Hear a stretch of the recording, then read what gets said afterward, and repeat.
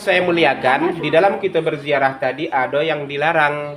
Yang dilarang itu, yang pertama itu jangan kita duduk atau menginjak bagian atas kuburan tadi itu. Nah, ya kan? Tak boleh. Sampingnya yang dibolehkan, ya kan? Kata Rasulullah sallallahu alaihi wasallam, li ayyajlisa ahadukum ala jamratin fatahriku siyabahu. Seseorang di antara kamu duduk di atas bara api, bayangkan ibu ini duduk di atas bara api, ya kan? Lalu membakar pakaiannya. Fatakhlusa ila jildihi, melepuh kulitnya. Itu khairun lahu, lebih baik baginya min ayyajlisa ala qabrin, daripada duduk dia di atas kuburan tadi itu. Jadi macam mana sakitnya kita duduk di atas bara api, terbakar pakaian, melepuh kulit, itu masih lebih baik lagi ketimbang kita tadi duduk di atas kuburan tadi itu. Ini sungguh larangan Rasulullah SAW, ya kan?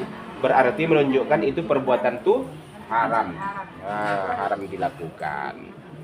Itulah makanya yang namanya tanah wakaf itu kan ada pengurusnya.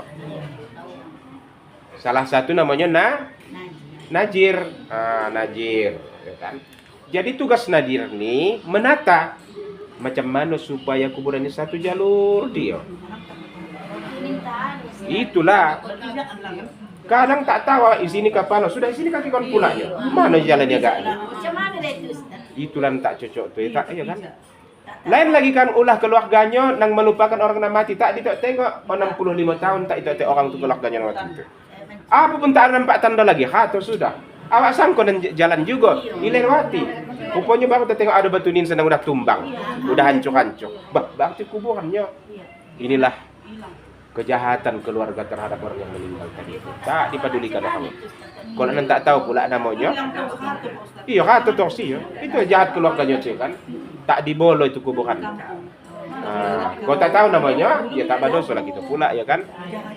Jadi ibu yang saya muliakan, itulah tugas najir tuh, ditata lah ini maunya. Jangan sampai bersinjang-sinjang dia gitu kan. Jadi satu jalur dia. Kalau kita tengok macam di daerah-daerah perkotaan sekarang ditatanya, najirnya berfungsi. Jadi yang namanya tanah wakaf itu memang harus ada najir. Tak bisa pula ini tanah ini wakafkannya untuk kuburan, udah. Jin lah nanti menatanya jadinya kok begitu, ya kan? Jadi harus ada kita tunjuk orang untuk menatanya sebagai najir tadi. Itu larangan yang pertama. Kemudian ibu-ibu yang dimuliakan oleh Allah, kuburan-kuburan tadi dilarang Rasul kita hebat-hebatkan. Seperti membuat mengkeramiknya tak boleh, ya kan? Tak ada manfaatnya tuh kalau kuburan tadi kita keramik. Saya takut nanti kan keramik hilang miknya.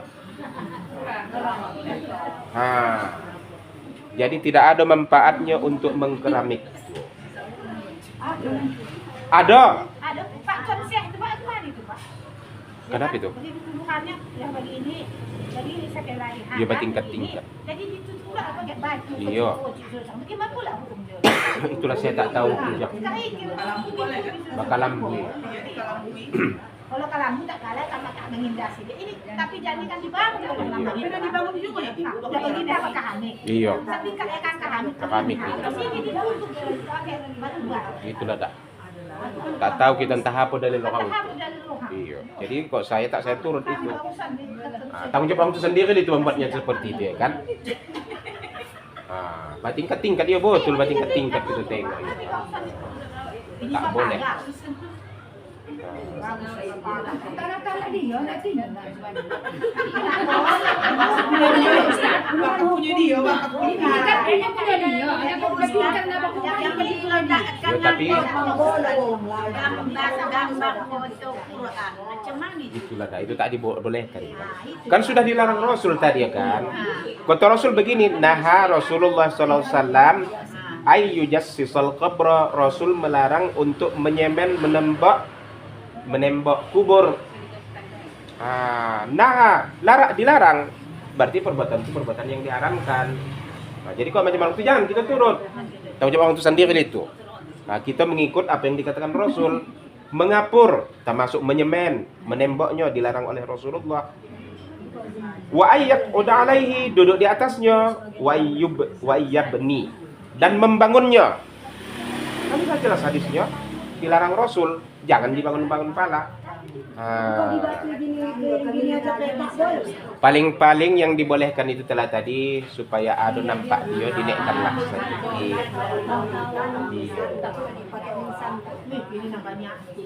Itulah dah.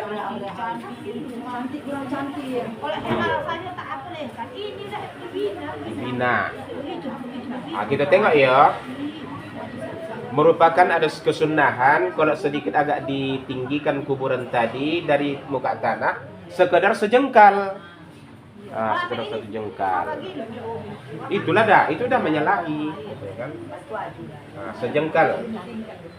Supaya diketahui kuburan, jangan pula nanti awak salah sangka dianggap ini jalan ini. Jadi kok ditinggikan dia agak sejengkal, tahu orang itu kuburan, jadi tak salah apa. Wa yuhramu raf'uhu, dan diharamkan meninggikannya. Diharamkan meninggikan lebih dari sejengkal tadi itu. Jadi kalau ada penampak kita macam di Tuan siapa itu, jangan awak turuti. Itu tanggung jawab orang itu entah apa dari orang itu ya kan. Jadi kita ikuti sunnah Rasul ini tadi itu, buatlah sebagaimana tuntunan itu tadi. Jadi kok supaya tadi bagus juga memang tinggikan sedikit. Supaya apa? Supaya diketahui itu kuburan tadi. Jangan sampai orang salah sangka, dianggap orang jalan, ternyata ternyata kuburan, badoso jadinya. Itu dia yang perlu kita perhatikan tadi kan. Jadi keramik tidak perlu. Sama seperti apa ini ya kan? Apa namanya? Mengirimkan papan bunga bagi orang yang meninggal dunia. Itu sia-sia. Bisakah kita katakan itu doa? Tidak, tak ada artinya. Jadi sama seperti itunya nih. Perbuatan yang sia-sia agama melarang, jangan lakukan perbuatan yang sia-sia. Itu dia. Kemudian ibu-ibu yang saya muliakan, kita tentu ziarah itu kan banyak kita tengok kuburan-kuburan. Oleh karena itu jangan sampai kita ada mencaci maki salah satu di antaranya. Kan nggak berjalan. Kuburan Siano, kuburan Siano. Kok dia ni pula dulu yang waktu hidupnya. Alhamdulillah lah tingkahnya ni dulu. Jangan ada nampaknya yang mau habis kandangnya pun diangkat. Ini. Jangan, tak boleh ya kan.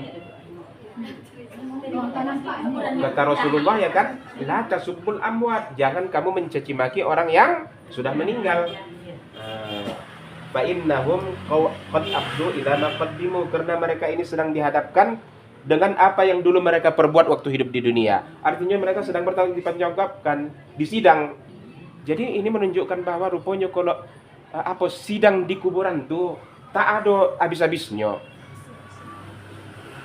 Apalagi kalau dia memang orang yang jahat dalam hidupnya, mungkin pertanyaan-pertanyaan sama dia sampai akhir kiamat lah bahwa di situ.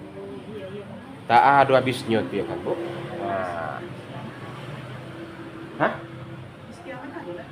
Iya. Iya, betul. Iyalah, barulah lepas. Barulah jelas nampak dia kepastiannya kan. Iya. Jadi Bu yang saya muliakan, makanya Rasul katakan begini, al-qabru manzilum min manazil akhirah. Kuburan itu merupakan gerbangnya akhirat. Fa'in, kalau dia lepas pertanyaan di kubur, pama ba'dahu aisarun, maka nanti di akhirat akan lebih mudah. Wa illam yanji, kalau dia di kuburan itu tidak lepas dia pertanyaan tadi tak lepas, pama ba'dahu asaddum minhu, maka nanti di akhirat akan lebih sulit lagi. Jadi kuburan itu gerbang akhirat. Itulah dia menandakan seseorang itu ondak macam mana keadaan nanti di akhirat, sonang atau tidak, di kuburan inilah jawabannya nanti. Ini gerbang. Oleh karena itu mungkin kita caci maki, mengira ajab dia.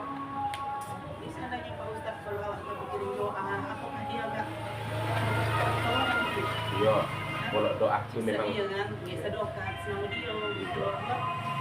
Jadi kan kata Rasul ya kan, orang yang meninggal itu kal horofil ma'awis, seperti orang yang karam di lautan. Jadi dia tuh sangat mengharapkan doa kiriman dari keluarganya. seorang suami sangat mengharapkan doa dari istri.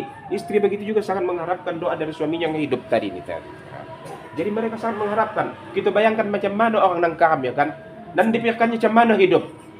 Tak ada dan dipikirkannya. Jadi begitulah keadaan orang yang dalam kubur tadi itu sangat mengharapkan doa orang yang masih hidup tadi itu.